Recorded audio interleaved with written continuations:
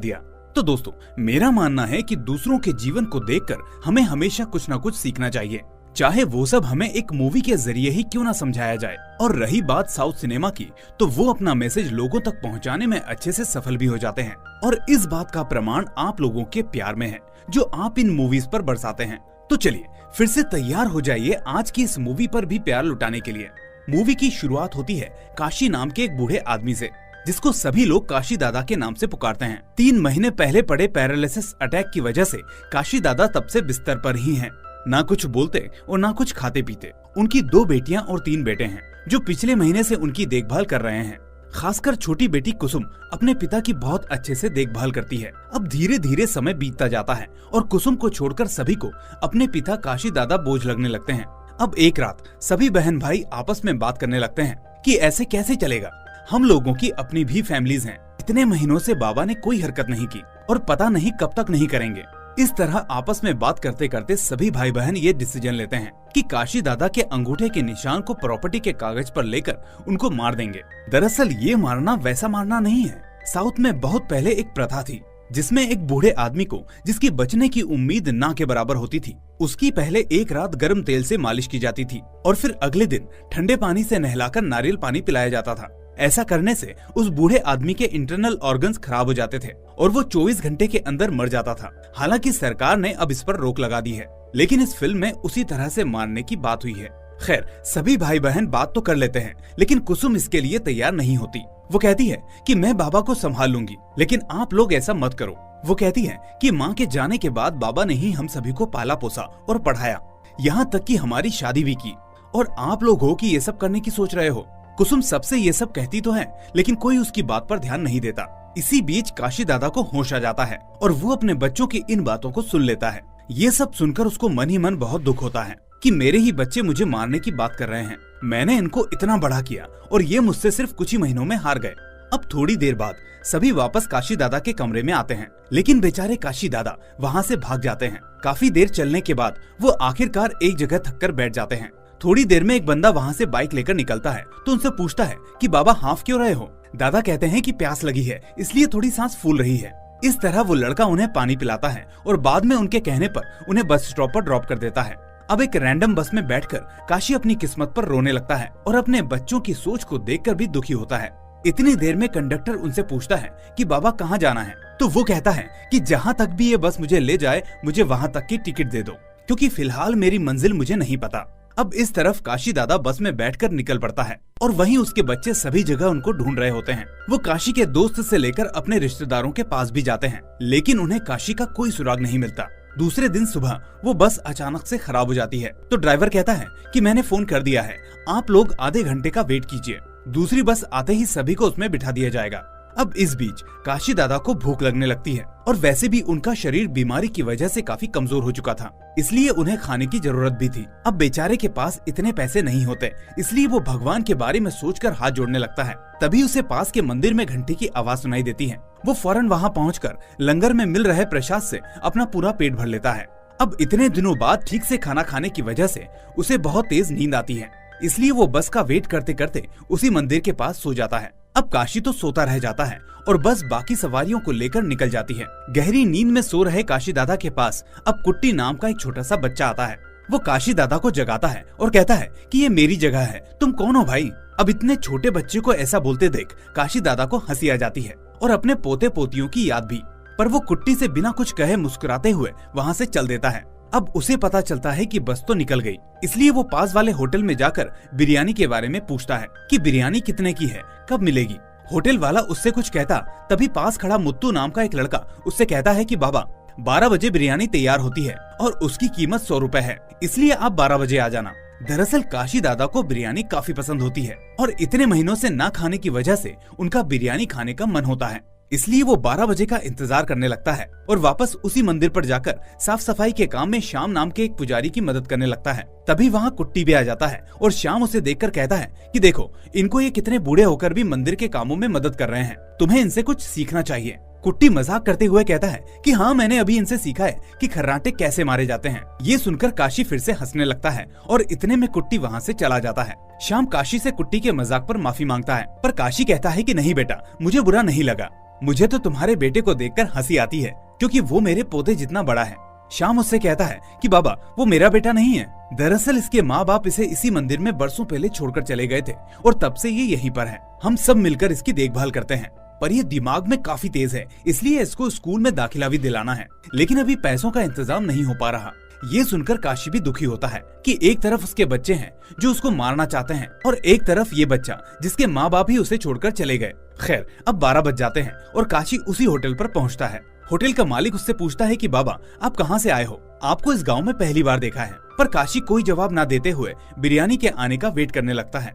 अब इससे पहले कि बिरयानी काशी दादा के पास आती, कुट्टी वहाँ पहुँच जाता है। वो होटल वाले से कहता है कि अरे काका, इस आदमी को बिरयानी दे रहे हो, पहले देख तो लो इसके पास 100 रुपए हैं भी या नहीं। ये सुनकर होटल वाला काशी दादा से पैसे देने को कहता है। अब काशी पैसे निकालता है तो पता चलता है कि सच में उसके पास पूरे 100 रुपए नहीं हैं। इसीलिए अब वो बिरयानी खाए बिना ही वहाँ से दुखी होकर मंदिर की तरफ वापस जाने लगता है। इतनी देर में कुट्टी श्याम के पास जाकर कहता है कि वो बूढ़ा आदमी सामने वाली होटल से बिरयानी खाकर मंदिर में जा रहा है। इसलिए श्याम काशी को रोककर कहता है कि बाबा मांस खाकर मंदिर में आप नहीं आ सकते, इसलिए आपको बाहर ही कहीं रुकना होगा। अब काशी उसको बताने की कोशिश करता है कि उसने बिरयानी नहीं खाई, लेकिन श्याम उसकी बातों पर ध्यान नहीं देता। बेचारा काशी उस मंदिर के बाहर ही बैठ जाता है और सोचने लगता है कि अब वो कहाँ जाएगा। इधर उसके बच्चे उसको ढूंढने के लिए ईशान नाम के डिटेक्टिव की मदद लेने लगते हैं। वो अब धीरे धीरे गांव में सभी से काशी के बारे में पूछताछ करने लगता है।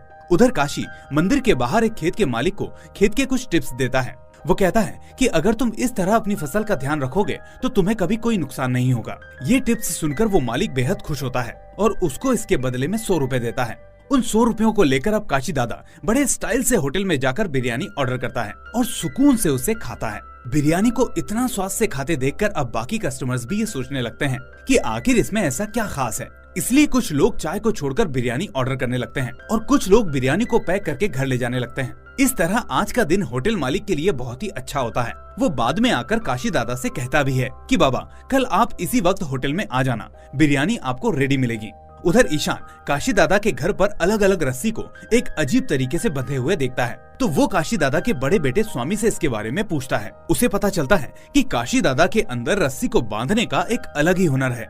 वो किसी भी रस्सी को इस तरह बांध सकता है जिसे कोई भी आसानी से नहीं खोल सकता। ईशान इस पॉइंट को नोट कर लेता है। वहीं मंदिर में अगले दिन एंडोर्समेंट वाले इंक्वायरी के लिए आते हैं। वो मंदिर के सुपरवाइजर को बुलाकर पूछते हैं कि इस मंदिर में इतना चढ़ावा आता है, लेकिन हमें लगता है कि सरकार के पास उसमें से बहुत ही कम चढ़ावा भेजा जाता है। क्या ये बात सही है? तुम किसी तरह की गड़बड़ी तो नहीं कर रहे हो?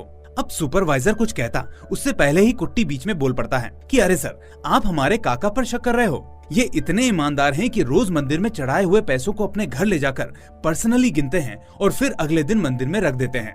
अब कुट्टी को लग रहा था कि वो सच बोलकर सुपरवाइजर की मदद कर रहा है, पर अनजाने में उसने बहुत बड़ी गलती कर दी थी। हम सभी जानते हैं कि मंदिर का चढ़ावा पुजारी अपने घर नहीं ले जाते, बल्कि इकट्ठा करके एक जगह पर रख देते हैं। पर कुट्टी की उम्र कम थी और उसे लगता था कि सुपरवाइजर रोज पैसे गिनने के लिए घर ले जाता है। बेचारा कुट्टी। इस तरह सुपरवाइजर की पोल सबके सामने खुल जाती है और इंक्वायरी करने आई टीम उसे अगले हफ्ते सीनियर्स के सामने जवाब देने के लिए बोलकर वहाँ से चली जाती है। उनके जाते ही वो सुपरवाइजर कुट्टी के ऊपर टूट पड़ता है और उसे खूब मारता है। श्याम उसे रोकने की कोशिश करता है, लेकिन वो उसकी नहीं सुनता। कुट्टी को मारते मारते सुपरवाइजर कहता है कि तुझे बीच में बोलने की क्या जरूरत थी। कुट्टी रोते रोते श्याम से पूछता है कि काका, मैंने तो सच बोला, फिर ये मुझे क्यों मार रहे हैं? मेरी क्या गलती है? तभी सुपरवाइजर कहता है कि वो क्या बताएगा, गलती तूने नहीं मैंने की है, जो तुझे बचपन से इस मंदिर में रहने की परमिशन दी। चले जाओ मेरे सामने से, नहीं तो तुमको जान से मार डालूंगा। ये सब देखकर श्याम बहुत ही दुखी होता है, लेकिन सुपरवाइजर को नहीं रोक पाता। इसके बाद कुट्टी अपना बैग लेकर वहाँ से जंगल की तरफ चला जाता है और कहता है कि मैं कभी वापस नहीं आऊंगा। जंगल में वो एक नदी के पास बैठ जाता है और इत्तेफाकन काशी दादा भी आराम करने के लिए जगह की तलाश करते करते उसी नदी के पास आ जाते हैं। कुट्टी को परेशान देखकर वो उससे पूछता है कि बेटा क्या हुआ है, तुम तो इतना बोलते हो, फिर इतने शांत क्यों बैठे हो? कुट्टी कहता है कि मैंने आपके बारे में श्याम काका से झूठ बोला कि आपने बिरयानी खाई थी, इसलिए उन्होंने आपको वहाँ से निकाल दिया। और आज जब मैं सभी के सामने सच बोल रहा था तो सुपरवाइजर ने मुझे बहुत मारा। लगता है भगवान ने मुझे आपके साथ किए गलत काम की सजा दी है। छोटे बच्चे के मुंह से इतनी होशियारी भरी बात सुनकर काशी दादा मुस्कुराने लगता है। तभी कुट्टी कहता है कि आपका नाम क्या है? मेरा नाम कुट्टी है। काशी दादा अपना नाम बताता है तो कुट्टी हंसने लगता है। वो कहता है कि अरे ये कैसा नाम है, इतना बड़ा, चलो इसे थोड़ा छोटा करते हैं, आज से तुम्हारा नाम केडी है। काशी का के और दादा का डी। ये सुनकर कुट्टी तो हंसने लगता है कि काशी को श्याम की बात याद आ जाती है, जब उसने कहा था कि कुट्टी होशियार है, इसलिए उसे पढ़ने के लिए स्कूल भेजना चाहता हूँ। खैर, अब इस तरह दोनों के बीच दोस्ती हो जाती है। उधर ईशान को वो लड़का मिलता है जिसने काशी को उस रात लिफ्ट दी थी। वो उसे बताता है कि मैंने अंकल को उस रात बस स्टॉप पर छोड़ दिया था। इस बीच कुट्टी और काशी अब किसी दूसरे मंदिर में जाकर वहीं रात गुजारते हैं। रात को काशी उसे अपने बच्चों की सोच के बारे में बताता है, पर कुट्टी कहता है कि अरे दोस्त, तुम्हारे बच्चे तो तुम्हें मारने वाले थे पर तुम भाग आए, जबकि मुझे तो मेरे माँ बाप ने मरने के लिए बचपन में ही छोड़ दिया था। क्या मैं तुम्हारी तरह उदास हूँ? फिर तुम क्यों उदास हो? चलो अब एंजॉय करो, बहुत हो गया रोना धोना। कुट्टी की ये बात सुनकर काशी के चेहरे पर फिर से मुस्कान आ जाती है। वो सोचने लगता है कि आखिर एक इतना छोटा बच्चा इतना समझदार कैसे हो सकता है। अब अगले दिन सुबह वो दोनों कुछ लकड़ियां इकट्ठी करके उस मंदिर के पास एक झोपड़ी बनाने लगते हैं ताकि उसमें वो रह सकें। तभी उनको वहाँ मुत्तू देख लेता है, वही लड़का जो काशी को होटल वाले की दुकान पर पहले दिन मिला था। वो कहता है कि अरे बाबा, आप यहाँ कैसे? मैं यहीं पास में रहता हूँ और मेरा मुर्गियों का फार्म है, अगर आपको कोई जरूरत हो तो मुझे बताना। काशी ये सुनकर कुट्टी की तरफ देखने लगता है और बहुत ही धीमे से मुत्तू से कहता है कि शायद मुझे जिस चीज की जरूरत थी अब वो मुझे मिल गई है बेटा, फिर भी तुम्हारा बहुत बहुत शुक्रिया। अगर जरूरत होगी तो मैं तुम्हें याद करूंगा।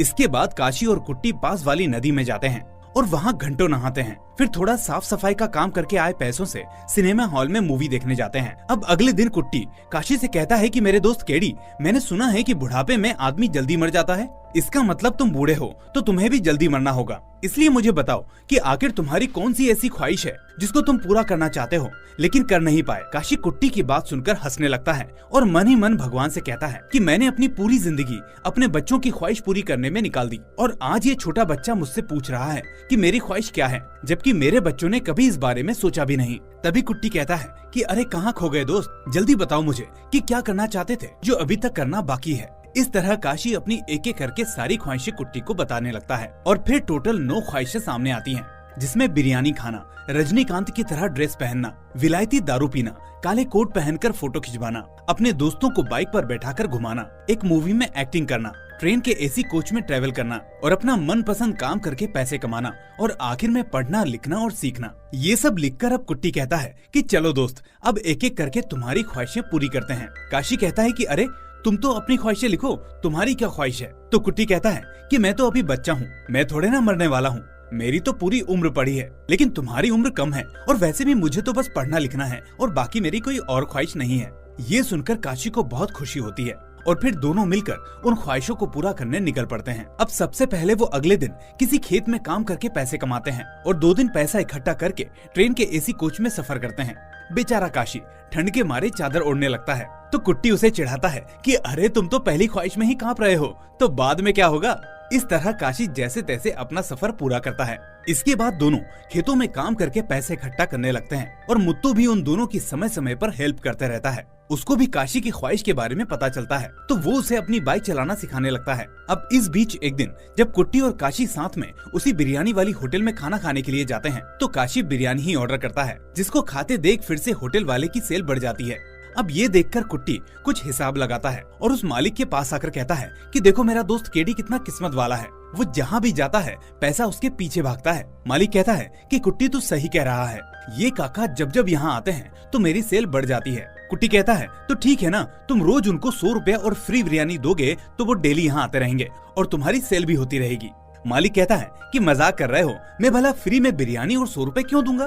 कुट्टी कहता है कि कोई बात नहीं, तुम नहीं दोगे तो सामने वाली होटल का मालिक दे देगा, पर याद रखना एक बार केडी यहाँ से दूसरे होटल में चला गया तो वापस नहीं आएगा। अब बेचारा होटल वाला कुट्टी की बातों में फंस जाता है और कुट्टी को हाँ बोल देता है। असल में कुट्टी ये सब इसलिए कर रहा था ताकि काशी जल्दी से जल्दी पैसा इकट्ठा करके अपनी सारी ख्वाहिशों को पूरा कर सके। जब ये बात काशी को पता चलती है तो वो कहता है कि तुम्हें उससे बात करने में डर नहीं लगा? अगर उसके बाप को पता चला तो वो उसको मारेगा कि आखिर तुम फ्री में खाना क्यों दे रहे हो। कुट्टी कहता है कि दोस्त, यहाँ सबका बाप मैं हूँ, सब मेरे बच्चे हैं और मेरी बात मानते हैं, यहाँ तक कि तुम भी मेरी बात मानते हो मेरे दोस्त। ये सुनकर काशी हंसने लगता है और फिर इस बात को यहीं छोड़ देता है। अब उसी रात काशी मुत्तू और कुट्टी को लेकर बाइक से अपने गांव पहुंचता है। छुपते छुपाते वो अपने दोस्त के घर जाता है और उसका दोस्त उसे देखकर बहुत खुश होता है। इसके बाद वो बाइक पर अपने दोस्त को बैठाकर पूरा गांव घुमाता है और इस तरह वो अपनी एक और ख्वाहिश को पूरा कर लेता है। अब रात को चारों लोग बैठकर बातें करने लगते हैं तो काशी का दोस्त बताता है कि काशी की बचपन में एक गर्लफ्रेंड थी जिसका नाम वल्ली था। वल्ली चुपके से खेत में आकर काशी से मिला करती थी और काशी उसे आंवले का फल दिया करता था। ये सुनकर काशी काफी इमोशनल हो जाता है और अब कुट्टी अपनी लिस्ट में काशी की एक और ख्वाहिश को ऐड कर लेता है कि वो उसको उसकी गर्लफ्रेंड से जरूर मिलवाएगा। उधर ईशान गांव-गांव ढूंढते हुए एक दिन उसी गांव के पास आ जाता है जहां मुत्तू अपनी मुर्गियां देने आता था। काशी ने मुत्तू को रस्सी बांधना सिखाया होता है और वैसी ही गांठ जब ईशान मुत्तू के हाथ में लगी रस्सी को देखता है तो उसे काशी के घर पर बंधी रस्सी की याद आ जाती है। वो उससे इसके बारे में पूछने के लिए आगे बढ़ता है, लेकिन इतनी देर में मुत्तू निकल जाता है। ईशान दुकान वाले से उसका एड्रेस लेकर मुत्तू के फार्म पर पहुंचता है, लेकिन किसी ने भी वहाँ काशी को कभी नहीं देखा था, इसलिए सब उसका फोटो देखकर मना कर देते हैं कि उन्होंने इस बूढ़े आदमी को कहीं नहीं देखा। इधर कुट्टी अपने दोस्त केडी को पढ़ना और लिखना सिखा रहा होता है कि तभी उन्हें पता चलता है कि पास के गांव में कोई फेस्टिवल है। कुट्टी कहता है कि काफी बच्चे अपने माँ बाप के साथ वहाँ जाते हैं, लेकिन मैं हर बार यही सोचता हूँ कि आखिर वहाँ क्या होता होगा। ये सुनकर काशी इतना सा भी नहीं रुकता और फौरन उसको लेकर खाना खाने जाता है। फिर उसके साथ फेस्टिवल वाले गाँव की बस पकड़ लेता है। हम सभी जानते हैं कि आखिर काशी ने ऐसा क्यों किया होगा। खैर, उधर ईशान और काशी का बड़ा बेटा अब उसी होटल वाले के पास पहुँचते हैं। वो उनको बताता है कि आप लोग कुछ मिनट्स लेट हो गए हो। ये दोनों अभी अभी खाना खाकर पास वाले गांव में फेस्टिवल देखने गए हैं। इतनी देर में काशी के बेटे के पास उनकी बड़ी बहन का फोन आता है कि बैंक वालों ने किश्त न देने की वजह से घर खाली करवा दिया है। जल्दी से बाबा को ढूंढ लो, नहीं तो मैं कहीं की नहीं रहूंगी। ये सुनकर अब वो अपना गुस्सा ईशान के ऊपर निकालता है कि तुम बेकार हो, इतने दिन हो गए तुमसे बाबा को नहीं ढूंढा गया। गुस्से में ईशान कहता है कि मुझे बस 4 दिन दो, तुम्हारे बाबा तुम्हारे पास होंगे। ये कहकर वो भी उस गांव की तरफ निकल पड़ता है। उधर कुट्टी और काशी उस फेस्टिवल में पहुंचकर पहले काशी के लिए एक काला सूट भाड़े पर लेते हैं और उसका फोटो खिंचवाते हैं, जिससे उसकी एक और ख्वाहिश पूरी हो जाती है। ये सब करने के बाद वो दोनों वाटरफॉल के पास पहुंचते हैं, जहां से कुछ लोग तेल से अपने कस्टमर्स की मालिश कर रहे होते हैं। कुट्टी का काफी मन होता है कि वो भी वहां पर मालिश करवाए, लेकिन काशी को वो सब देखकर अपने बच्चों की बातें याद आने लगती हैं, इसलिए वो अच्छा फील नहीं करता। इसलिए वो कुट्टी से कहता है कि नहीं नहीं, यहाँ नहीं, कहीं और मालिश करवाएंगे। पर कुट्टी वही के लिए जिद करने लगता है। ये देखकर अब काशी गुस्सा हो जाता है और कुट्टी को वहीं छोड़कर फेस्टिवल में आगे निकल जाता है। अब थोड़ी देर बाद जब काशी का गुस्सा ठंडा होता है तो वो कुट्टी के पास आकर माफी मांगने लगता है। कुट्टी भी अब तक समझ जाता है कि आखिर केडी वहाँ क्यों नहीं जाना चाहता था। इसके बाद दोनों में फिर से दोस्ती हो जाती है और वो फेस्टिवल में चले जाते हैं। रात को वो एक ड्रामा देखते हैं, जिसके बाद काशी रजनीकांत की तरह ड्रेस पहनकर उसी ड्रामा में रजनी सर की एक्टिंग करने लगता है और कुट्टी भी उसका साथ देता है। इस तरह काशी अपनी ये ख्वाहिश भी पूरी कर लेता है और उन दोनों को परफॉर्मेंस के लिए फर्स्ट प्राइज भी मिलता है। माइक पर उनका नाम अनाउंस होता है तो ईशान भी वहाँ भागा भागा आता है, लेकिन तब तक दोनों अपनी ट्रॉफी लेकर वहाँ से निकल जाते हैं। पूछते पूछते ईशान उसी कॉस्ट्यूम वाले के पास पहुँचता है और फोटो दिखाकर काशी के बारे में पूछता है। दुकान वाला कहता है कि अरे ये बुढ़ा तो कॉस्ट्यूम लौटाकर भी नहीं गया, वो तो अच्छा है कि मैंने उसका एड्रेस भी लिया था। अब ईशान कॉस्ट्यूम के पैसे देकर उसी एड्रेस वाले पन्ने को लेकर वहाँ से चला जाता है। फेस्टिवल खत्म होने के बाद अब काशी और कुट्टी वो कॉस्ट्यूम लौटाने आते हैं तो वो दुकानदार कहता है कि अरे तुम्हारे पैसे तो एक आदमी ने दे दिए और वो तुम्हारा एड्रेस भी ले गया। ये सुनकर काशी समझ जाता है कि उसके बच्चे उसे ढूंढते हुए यहाँ तक आ गए हैं, इसलिए वो कुट्टी से कहता है कि अब हम गांव वापस नहीं जाएंगे, बल्कि सीधा यहाँ से वल्ली के पास जाएंगे और फिर गांव जाएंगे। ये सुनकर अब कुट्टी पास वाले पीसीओ से मुत्तू को फोन करके बताता है कि हम लोग गांव 2-3 दिन बाद आएंगे, क्योंकि मेरे दोस्त केडी को अपनी गर्लफ्रेंड से मिलवाने शिवगिरी गाँव जाना है। ये सुनकर मुत्तू कहता है कि अरे शिवगिरी के पास वाले गांव में तो मैं भी नाटक करने जा रहा हूँ, तुम लोग वहीं मुझे मिलना, कुछ जरूरी बात भी करनी है। इसी तरह ये बातें करके दोनों फोन रख देते हैं। रास्ते में अब ये दोनों थक जाते हैं तो बैठ जाते हैं। तभी कुट्टी की नजर एक विदेशी शराब की दुकान पर पड़ती है और उसे काशी की विलायती शराब वाली ख्वाहिश याद आती है। वो वहाँ पहुँचकर काफी कोशिश करता है, लेकिन दुकानदार उसे बोतल नहीं देता। फिर जब एक आदमी वहाँ से शराब लेकर जाता है तो कुट्टी उसे मूवी के डायलॉग के साथ कहता है कि अरे ओ भाई, मेरे दादाजी को एक बोतल की जरूरत है, मेरे पास पैसे हैं, प्लीज एक बोतल दे दो।